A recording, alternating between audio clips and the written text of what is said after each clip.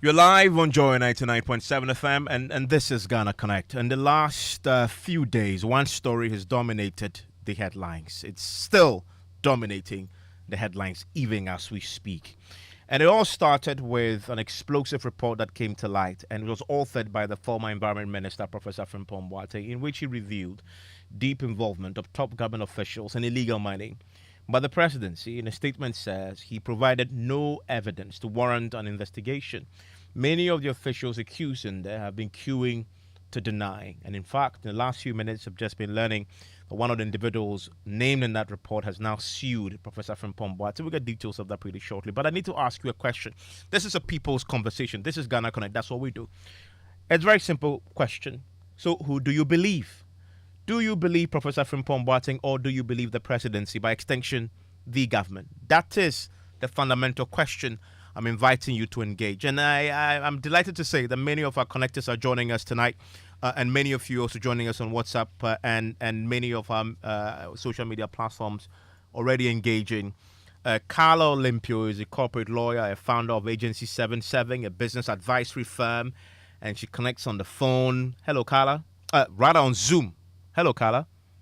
Hello, Evans. Good evening. Good evening. Great to have you, Carla. Always a delight to have you. Chris is an activist, a doctoral researcher at the University of Ghana. Hello, Chris. Hi, Evans. Great to have you. Good evening. Hi, Evans. Good evening. To have you. Chris, you don't mind if you have a radio close to you? I'm getting feedback. You can turn the radio off, and then we could hear us through the Zoom directly. Julius is a former NUC's General Secretary, also a young person. It's good to have young people because this is about the future of this country. We are talking about Galamsey, the destruction of the environment, destruction of water bodies, etc. If it continues, it possibly will not have a future at all. And that's why we are putting together young people. As they say, the older generation possibly failed us already. Julius, thanks for connecting on Zoom. Thank you very much for having me, Evan. Great. Francis is a small-scale miner.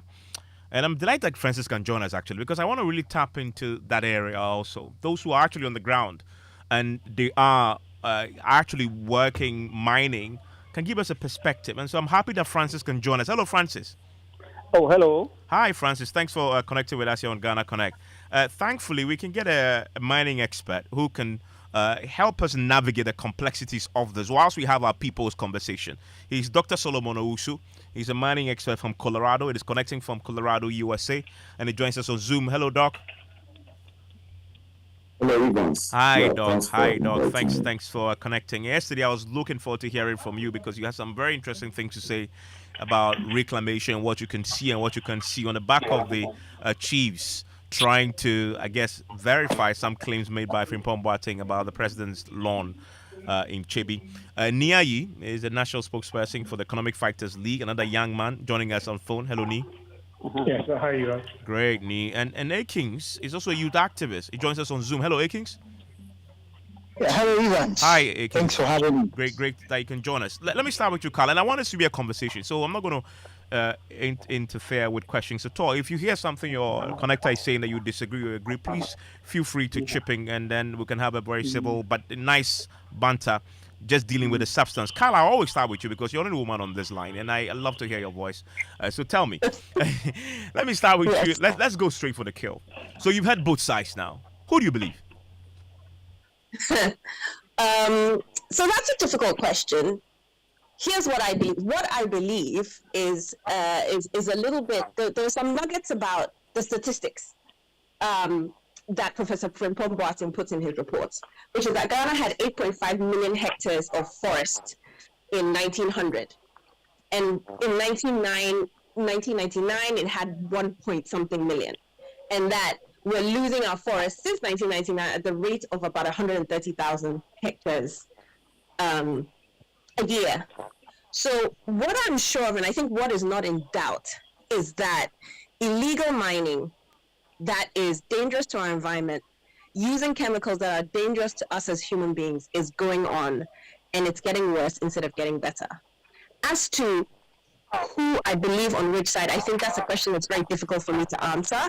I think there's some truth in both sides. But what we do know is that us as Ghanaians, Ghana as a country is suffering. So that's what I'm sure of. Okay, that's a good start, and I didn't expect anything else. That's a lawyer in our midst here. It's been okay. Chris, where do you stand, Chris? So, Evans, for me, I would say that the evidence is clear. I mean, we've had notable members of this government involved in this practice, and it's even been aired. We chanced on a video. I mean, I think in 2019, when the media took it up to fight this particular menace, we had evidence from documentaries and videos where people said, or it was claimed to have said in the video, or that the National Women's Organizer had her excavators bent by the task force that was put together by this government to fight Galamsey. We also know of, stories about the Ashanti regional chairman of this government, of the MPP, who is also involved in small scale mining. And all these stories of members of this government about their involvement in Galamsey obviously would not, give people like me the assurance that the government is saying the truth. So most likely to have somebody who is a former minister of the government coming out to say all of these or to put out all of these revelations, we cannot help it but to believe him. Okay, so that's where you stand. Okay, so let me get Akings. Akings, Chris says it's clear as daylight. You want to believe Frimpong Boateng. Where do you stand? Hello, Akings. Oh, Akings' connection isn't helping. Let me quickly bring in. I want to quickly bring in Julius into the conversation. Right, I just heard from Julius. Nee, talk to me. Yes, sir. Even I can hear you. So for Julius, it's clear cut, right? So I want to hear from what's your take on this? All right.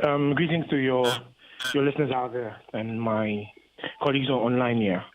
The issues are quite clear here in that I would not choose any one side's version of the story. But what's interesting is that some allegations, very serious allegations, have been made.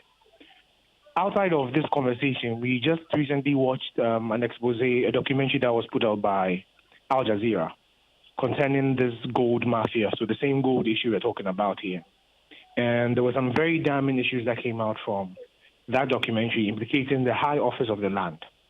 So this expose or this report that came out from Professor Frimpong Boateng is not surprising. Even without doing any investigation to find out the merits of the case, we've had confirmation of such stories or similar stories on other platforms, no less than Al Jazeera. So there's some issues here that cannot be debated or argued over. One is that, is it not a fact that Galamsey is a real problem in Ghana? Is it not a fact that our water bodies are being destroyed as we speak right now? Is it not a fact that most of the gold that is mined by illegal miners or Galamsey as it were, that we have certain high-ranking individuals who have been associated with the act? It's not just allegations at this point, and it's not even about blaming games. But for the first time in the political history of this country, we've had a hung parliament. And if all these mining concessions are ratified by Parliament, or Parliament has an oversight over all of these things, we cannot blame either side of the House. It's actually the entire House of Parliament that's implicated in these scandals. So we should get to the real issues, not pointing blames at who's right and who's wrong, who's saying the truth, no. But there's a real problem that we are facing which cannot be debated about. And we have to look at how do we end this menace right now. That should be the bane of our discussions. But I see this whole issue with the court case and dragging and trying to find out who's right and who's not wrong. I think that is actually distracting us from dealing with the real issues and paying attention to those quarrels as they are right now. Yes, Evans. Okay, so that's an interesting point there. Julius, you agree? I had Chris earlier. Let me bring in Julius. Do you agree with that position? I to some extent, but I beg to differ on the point of Parliament coming in.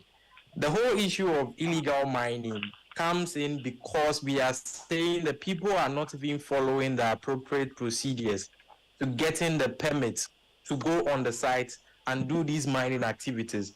We are saying these people are doing these things with the knowledge of the presidency, which was evident in Anas's expose, where members of the task force who were supposed to be supervising these activities were the one giving the people leads to the site. So it takes parliament out of it to some extent, because if people can get some sort of backing or clearance from the presidency to go and engage in these activities, what can parliament do about it when the people are already on the side before anything comes to them for any ratification? And when we point to the people who have the power of force, i.e. our security apparatus, who could get people out of the site, they claim they know nothing about it. But report upon report keep showing that they know something about the activities over there. Parliamentarians can't do anything at that level. Here's the thing.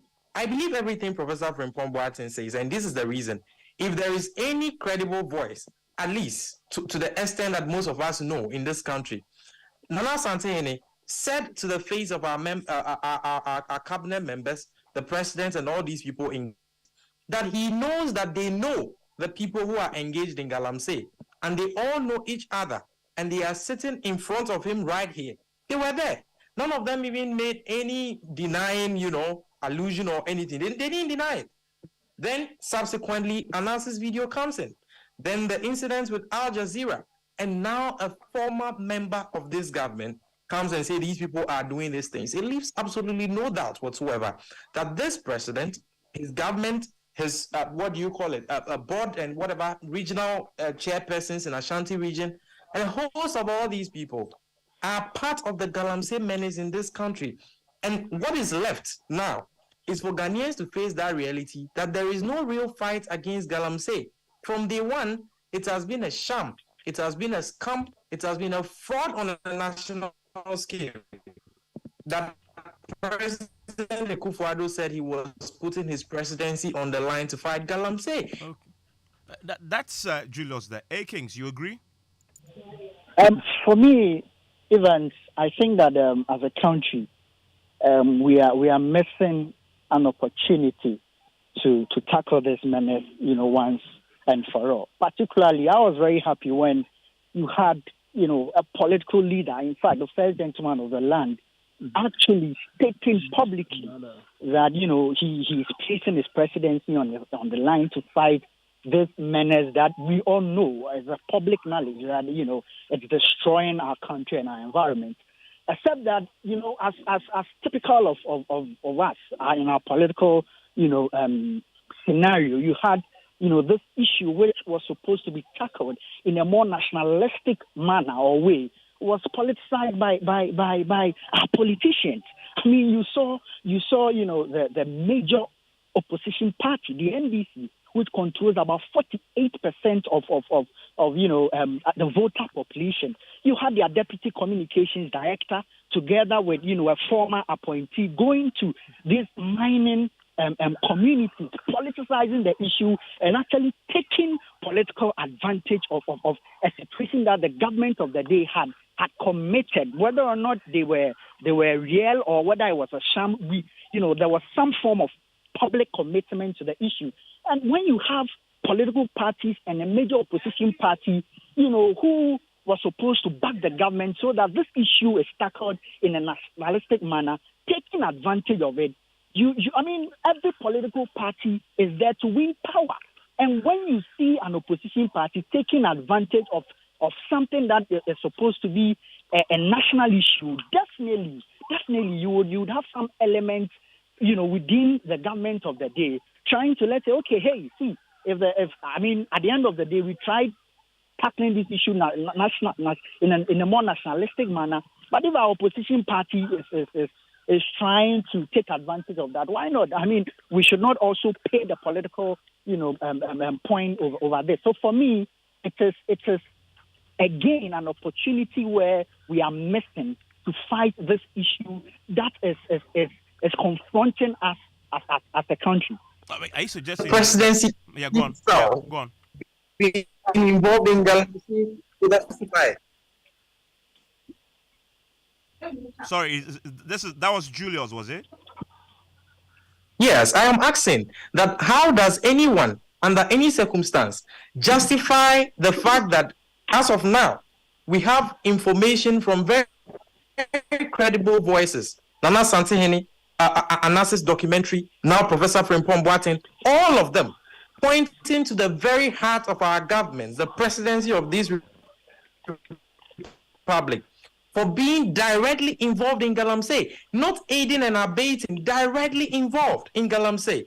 How do you justify that opposition political party leaders went to Galamsey communities to promise the people that they are going to get them out of jail and all that? How do you say that the justification for that is for the presidency to be directly involved in Galamsey activities? They are the one who bought the machines that are on the side. How do you justify that? How do you justify that the president's Ashanti regional chairperson was involved in Galamsey activities in forest? Yes, Akins. Let me hear you. What I'm saying, I think that I don't know whether he followed my argument. What I'm saying, I am not justifying as to whether or not the allegation. And as it stands now, like you're saying, there's a public knowledge that, hey, see, Evans, this Galamsey menace, it's like fighting, drug lords in the likes of Colombia and Mexico. It's just like, who doesn't know that this is a cartel game? I am saying that we are missing the fight against this menace as a country because of the politicization of the issue. Okay, stay with me. Let's see whether others agree. And Carl, I'll bring you in on this, and then I'll come back to Dr. Solomon and Francis, because Francis I want to hear because he's on the ground. Before Carla comes in, let me quickly announce you can join us on our many social media platforms. We are on Twitter Spaces right now, Joy997 FM. You can find us on Twitter Spaces. We are streaming there live. You can join the conversation there. We'll see you and we'll read your comments once you share it there. You can also join us on WhatsApp, 055-1111-997, 055-1111-997. Carla, what do you make of that debate between Julius and Akins, that it is the politicization of this that is at the heart and at the core of this problem? So I have a bit of a different view, because I actually, when I trained at the law firm with Mr. Kojo Bentiento, who was, the managing partner at the time, who actually had done had a master's in kind of natural resource research. And I've actually worked in mining services, right, with a mining services company, going up to Takwa and Damang. I think one thing that we all have to understand about gold mining, by its nature, attracts a lot of mercenaries, a lot of controversy, and this is everywhere in the world, and it's always been that way. So let's just accept that, right? Then there is a tension between whether the assets are national assets or they are local assets for the local communities. So by nature, it's a very complex issue, right? And it's one that now, because of obviously the proliferation of these new types of machinery that it seems to be increasingly available to illegal miners, it's becoming more and more damaging to us as a country. Now, all this stuff about politicization, we're politicizing everything. I'm not sure that's the cause of the problem. I think what the problem is that everybody's being very short-sighted, right? Because this is a matter of life and death to us as Ghanaians. It's a matter of life and death. Whether we can drink water, whether we can breathe the air, whether we can live in this country, it's a matter of life and death. The gold is going to run out sooner or later. And what's going to happen then? Are we all going to emigrate from Ghana? What is the value of our future? And I think that is what we have to think about. And for me personally, you asked whether I believe one side or another. And like I said, I think, again, that's a complex issue. But what we cannot do is to dismiss Professor Frimpong Boateng's report out of hand. Yeah. We cannot dismiss it out of hand. Yes. This is somebody who was a minister. He was the chairman of the Interministerial Commission. We cannot dismiss it out of hand. It's true. I've read some of the reports. Some of the things he said, there was not really any evidence to back it up. But taken as a whole, it's very, very worrying. And I was surprised that it was thrown out without any attempt to investigate further. And I think that is something we should all be concerned about. Is it Chris or Julius who wanted to chip in? Yeah, this is Chris. Chris. And Chris, former News General Secretary. Yes. Briefly, and I'll bring in Francis. So let me say what the ordinary Ghanaian is saying in their homes, on the streets out there. Why do we vote in leaders? We vote in leaders to solve problems. Okay, so the water has been muddied, the water is brown. First question we should ask ourselves now is, since the government committed itself, with our president even making a public declaration of putting his presidency on the line, which you interviewed one of the government officials, I think Mr. Bisu, some few days ago, and he told you what the government said, what the president said was a figure of speech. Since we committed to fight galamsey in this country, our leaders that we have voted them into power, have we seen the waters cleared up? That's the question we should ask ourselves. So if we have somebody who played an integral role in government, who comes out to speak truth to power, and you tell me as a citizen that we should not uphold what the person has done, we should not congratulate him and believe in what he has said, and we should follow the propaganda of the government for everybody to just ignore what the man is saying, to make it look as though the man is delusional, and to have even some government officials say that the man is hungry. That is why he's going out talking like this. I mean, we cannot be having this going and say that this is politicization. What is politicization of this? Julius, stay with me. All of you stay with me. Let me bring in Francis and then Dr. Solomon Owusu. These two gentlemen have direct expertise in this area. For Francis in particular, he's a small-scale miner, so he is on the ground. He feels the dirt and the soil that produces the gold. Francis, you read and heard everything, which you experienced on the ground. Who is closer to telling us the truth? Well, let me say that this question is very intriguing, and personally, I will kind of tune more to the Professor Frimpong Boateng's report, in the sense that to some of us who are practitioners, who are actually on the grounds, this thing is not surprising at all. It only comes to reveal it brings revelation of the issues we have been complaining all these years, that there are serious political involvement, what I would term as political galamsey in the sector.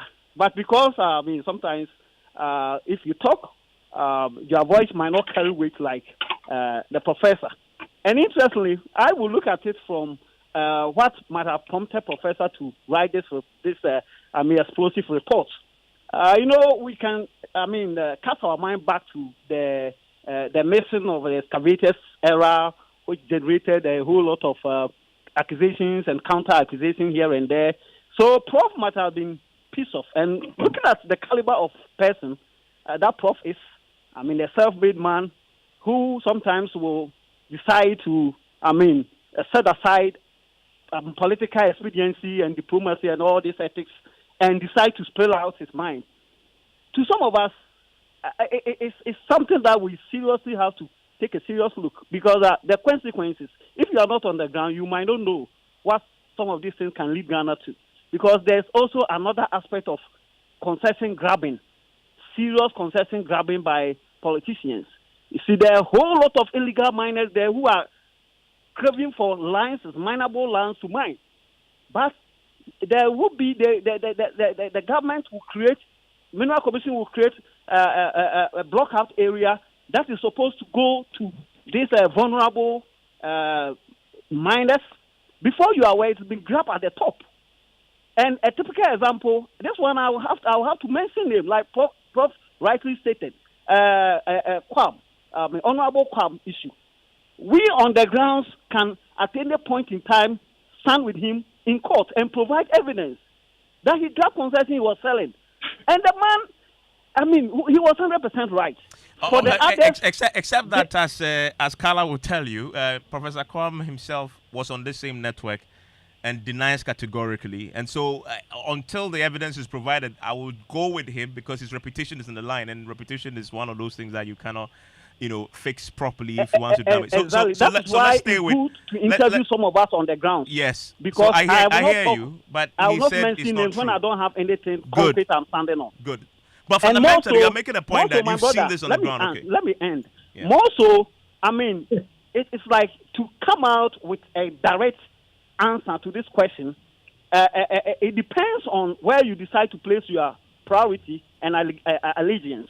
Okay, me for one, I would say that. Well, I'm an MPP man, but I decide to place my allegiance on my party at the expense of the national interest, then I will say that no, I won't say some of these things. But my brother, the reality is that these people, most of them should come out. After all, it's not bad to identify yourself with small scale mining because it's an illegal business. It's a legal business.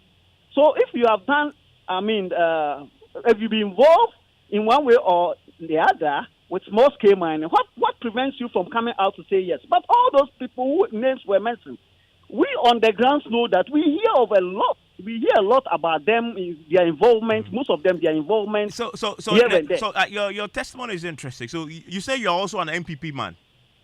Oh, of course, I've never voted for any party apart from it. Okay, and you're a small scale man, and you confirm that you say you're leaning towards Frimpong Boateng as the one who is telling the truth. To the large extent, okay, because stay with he me himself. That's why I hinted that what prompted him from. If he had not been pissed off, if you have not accused him, would he have come and also told us this, that? report? Yeah, Francis, stay with me. Very interesting thoughts there. A Kings, quickly, what do you say to Francis? And I'll bring in Dr. Solomon Owusu. Yes, Evans. That's the man on the ground. This is the man on the ground. He's telling you. I think that it is also important to note that in as much as, everybody knows Professor Frimpong Boateng, a respected medical doctor who have distinguished himself. But is it not also true that the issues that the presidency is also raising is a matter of fact? Why am I saying this? One, in the same report that was released by Professor Frimpong Boateng, you had him making some allegations against our own Minister of Information. You've had the Primpat president coming out to say that, hey, the issues or the allegations that you are making doesn't reflect the truth. And so in as much as, people's emotions are at stake, we also need to ensure that whatever allegations that were made by the Professor Frimpong Boateng are put to strict proof. If you don't adduce evidence, my brother Julius here is reading law, that the name of the game is evidence. You cannot just stand up one day and then just be alleging. If you don't take care, one day, if I am given an opportunity that, okay, Ekis, write a report on the state of Galamsey here in Ghana. It will be easy. I'll just stand up and say that, hey, Julius, Chris, this, that are engaging in, Galamsey, and just to feed into the perception of people. So as we are tackling the menace, we need to ensure that, and especially when Professor Frimpong Boateng was the chairperson of the Interministerial Committee, he should have given evidence, because at the end of the day, he sat at the center, or his ministry or the committee was the one charging up or steering the affairs against this canker. You cannot just stand up and say that, oh, I am this person so and so engaged in Galamsey. He called me here and there, and so because of that, this cabal or this group of people are engaging Galamsey. I beg to differ. Okay. Very interesting conversation. And many of you are joining us. I'm going to be hearing from all of you who are joining us on Twitter Spaces and commenting, and on our WhatsApp console shortly. But Dr. Solomon Owusu is connecting with us from Colorado, as I indicated earlier. He's been listening in very quietly. He is the expert. He's a mining expert, works in this field, both here and in the U.S. as well. So, Doc, having followed everything you've heard in the last week and in this conversation, give us your perspective. Yeah, thank you, Evans. I think I've listened to all your panelists, and it looks interesting to hear about divergent views on the reports that has come up. Let's consider the whole thing from a common sense perspective. There is a saying that if the crocodile comes from beneath the water to tell you that the crab's grandmother is dead, believe it. Because the crocodile stays in the water with the crab, right? Professor Frimpong Boateng is not an ordinary Ghanaian who wrote that report. he was made the chairman of the Interministerial Committee on Illegal Mining. Evans, we all know that the committee was established by the president in March 2017, and it was dissolved on January 10th, 2021. The report from Professor Frimpong Boateng is dated 19th March 2021. That was almost 2 months after the committee was dissolved. The only challenge that I have on the report is that it was written after he was sacked from the government. Somebody would argue, why didn't he make all these when he was, steering affairs of the committee? The committee was made up of 10 strong cabinet ministers. So for him to be the chairman or to be appointed as the chairman, it meant that the president had some utmost trust in Professor Frimpong Boateng. So this report shouldn't be taken lightly. The president should take some cues from it and then act in such a way that these Galamsey issues will be addressed. It is an issue of national interest. We shouldn't politicize it. Somebody was arguing that maybe we should abolish the licensing of small-scale mining and all that. Let me tell you here, small-scale mining is operated in a lot of countries, including the United States, Canada, Brazil, and Holland. They also have small-scale mining where you are. Oh, sorry? They have small-scale miners where you are. No, where I am is large-scale. Oh, okay. Mining. But you mean in the U.S.? But we have small-scale operations in the United States. That's what I'm talking about. But you can see that in the United States, you can't pollute water bodies or degrade lands anyhow and go unpunished.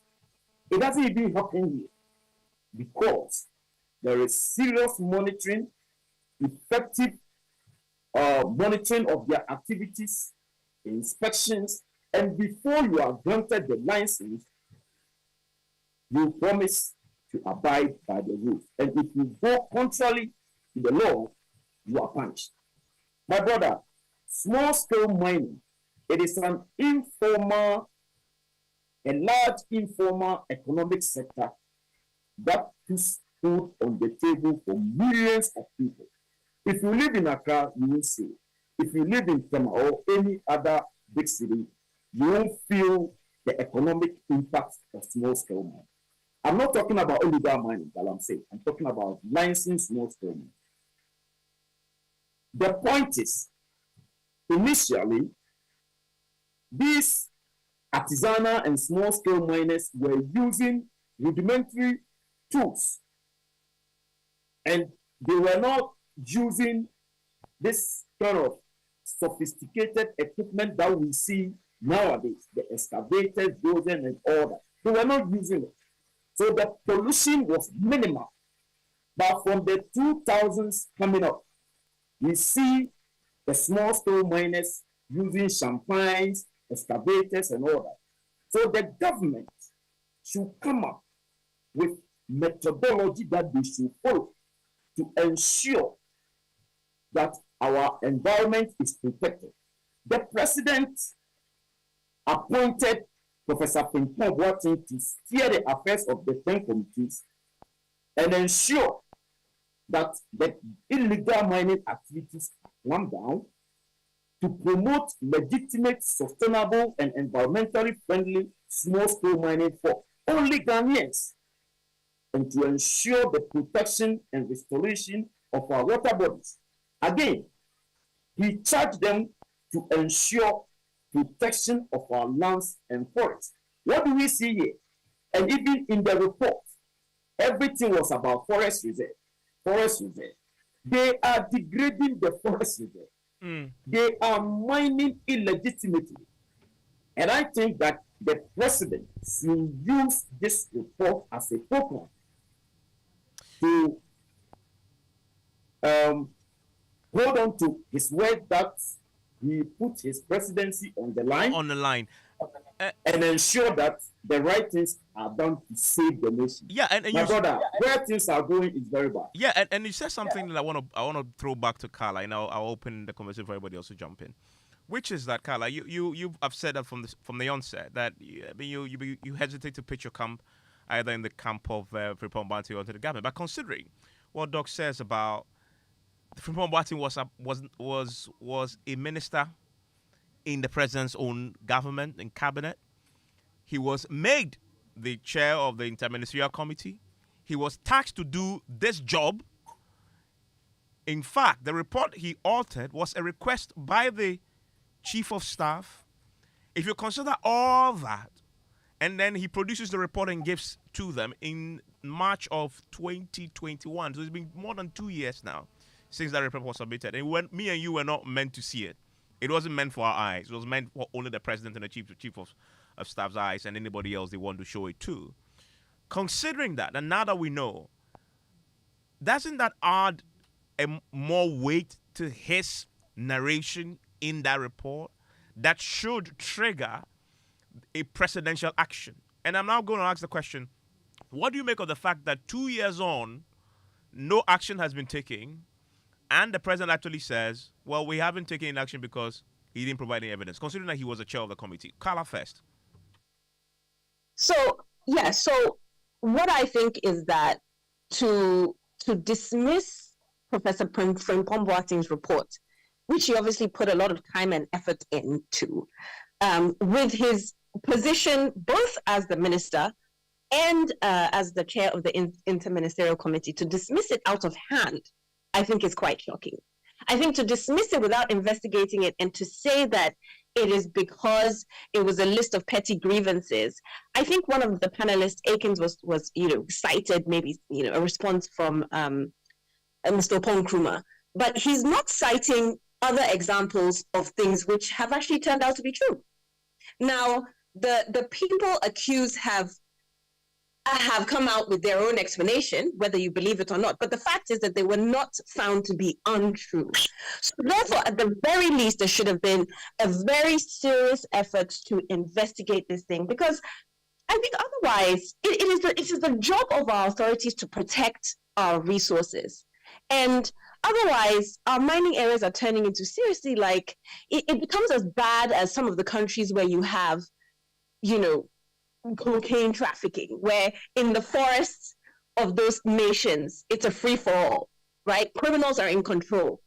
And that's what it's sounding like in Ghana. And it's the job of our authorities to protect us. So somebody who is a minister in the government, even if not everything can be substantiated, I would expect, and I would still expect going forward, because it's not too late, that these things be seriously investigated and at least come out and tell Ghanaians, we investigated it and we realized it wasn't true, than to just dismiss it.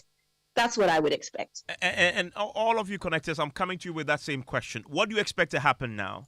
And what's your reaction to what we now know, that after 2 years, nothing has happened in terms of trying to get to the bottom, at least investigate what you can and fix what you can. That which you cannot, of course, leave it for the investigative agencies to try and bring more for you to proceed with some concrete action. I'll get your thoughts on that. But many of you have joined us on our many social media platforms, and I want to hear from you right now.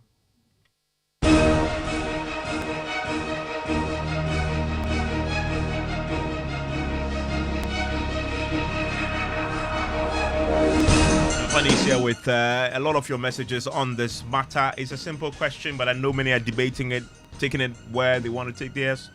What are people saying? Well, Evans, so it looks like it's a vote, but many people have taken the political twist to it. But let's start with Comrade Issa, and he says, I believe Prof. Frimpong Boateng, and that's it. And then to Kofi Mensah, all the way from Osu, he says that my opinion is that I am just amazed as to why government is not interested in an investigation to clear their names. The truth is like cock, cry, the beloved country. Well, I'm not sure I understand the last, but clearly you have his opinion there. He says that, yes, I am 100% behind Prof. Frimpong because there are more riots in this government, but the clearing agent is their protector. This is promised from Keta with some words there. Now, this one says, Mensah, until we vote out NPP NDC from our political landscape, it's obvious. A vicious cycle of mediocrity, myopic, and misguided deeds. Both political parties have failed to tackle Galamsey. Period. This Shem mixing. Quite a number of people. This one says, some bannerman in the USA. Neither Prof. Boateng and government are to be believed. Okay. They just created a debate among Ghanaians to debate to forget about the economic hardship and the high cost of living in the country. And many of you who are listening to us on Twitter Spaces, some of you are joining us. Chris says, we do not need the Prof report to let us know that the fight has been lost against Galamsey and that the presidency and by extension the president is complicit. He says, if the president were committed to the fight, he would have reassigned instead of running for a second term. He would have resigned, he says. Fifth Dimension album says, how do you arrest the unemployed guys in sight and leave the kingpins behind the entire orchestration of the menace? He asked. Fred says, I think the President Donaldo should come again and explain what he actually meant about the I put my presidency on the line, if indeed it's not a flop or a fallacy quotation. Well, Evans, this one here from Abrakwa in Akim, when she says the illegal mining going on cannot be stopped for the reason that the doers are the same people fighting it. And this one says, we are not just serious with the fight, just as we aren't with a fight against corruption. We politicize everything in the country. I weep for our future. I'm from Frederick. Okay.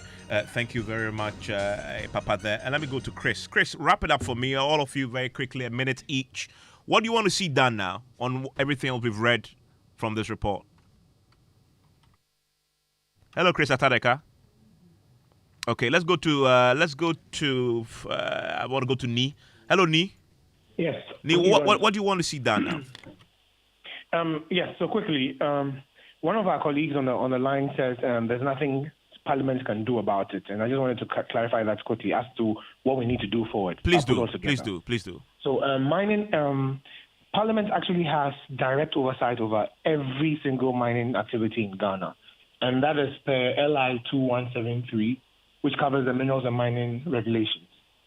So Parliament has direct oversight over everything that concerns mining in this country.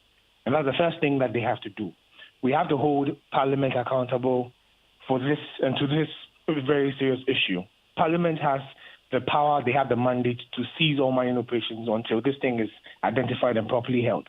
Another thing is that when you look at our constitution, Article 257, I believe, it basically, 2576, yes, it basically puts all mineral resources is vested in the president. So the president has some level of control over all our mineral resources. So these two arms of government, of course, the judiciary is also part, but government, which includes all three of them, have to be held directly accountable to this. But the one challenge that we have with this, Evans, is that for investigations to be carried on concerning everyone who has been mentioned or fingered in this menace or in this scandal, they cannot remain in office.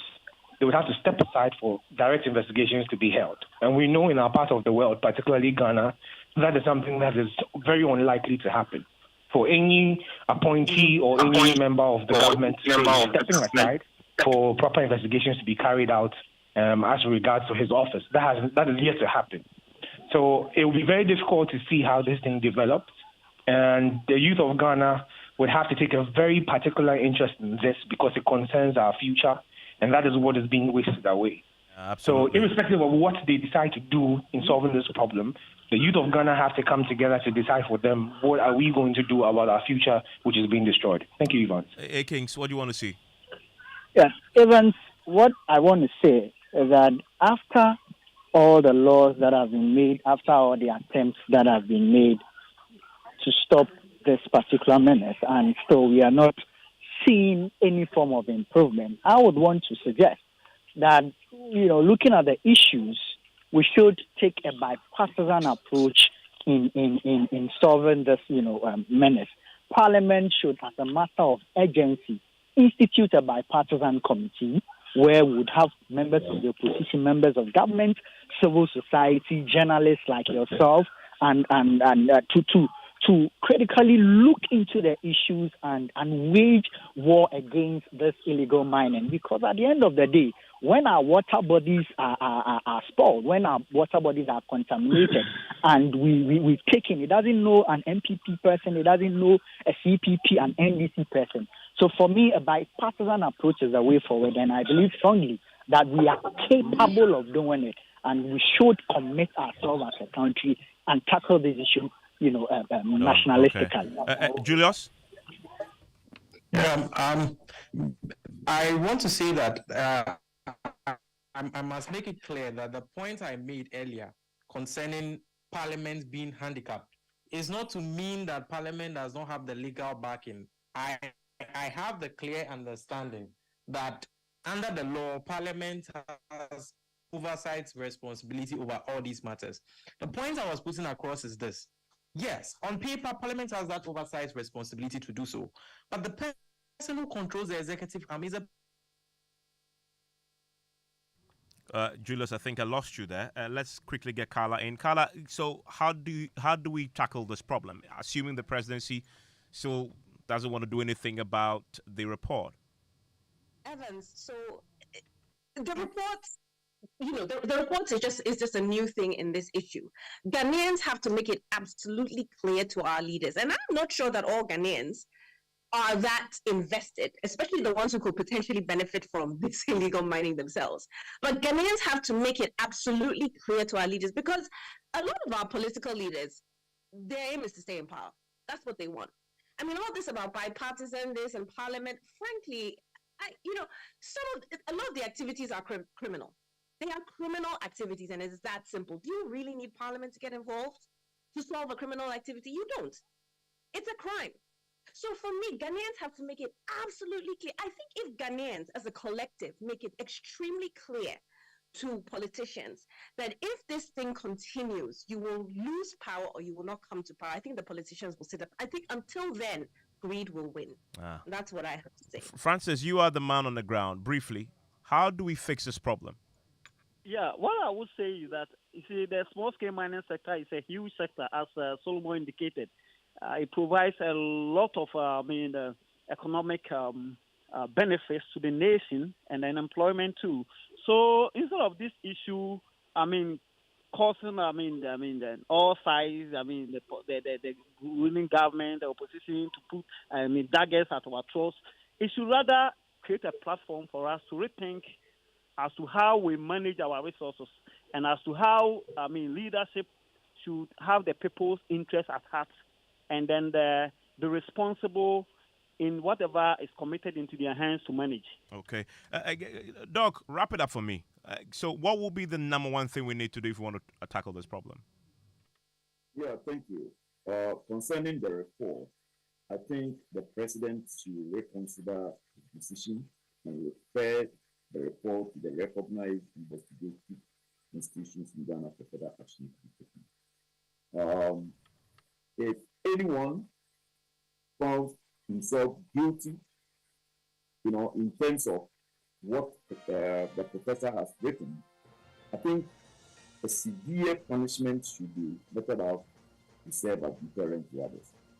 Galamsey illegal mining, that is Galamsey licensing small-scale mining and community mining. The fundamental issue is the methodology that they use to mine in Ghana right now pollutes water bodies and degrade lands. The government should engage people with the requisite knowledge and experience to come up with a methodology that they will follow to ensure that lands are protected and water bodies are restored. If we can do that, I think it will serve a good purpose for all of us. It will be a win-win situation for the government, the citizens, and the small-scale miners. Okay, at least now you've heard the people's voice on this subject. Many of them have their own solutions for this particular problem. The real question is, will government take action? That has been Ghana Connect. We're crossing over shortly to the Joy Corporate Worship live from the Royal House Chapel at Hinthe. We're going to be crossing over there right after this spot of commercials.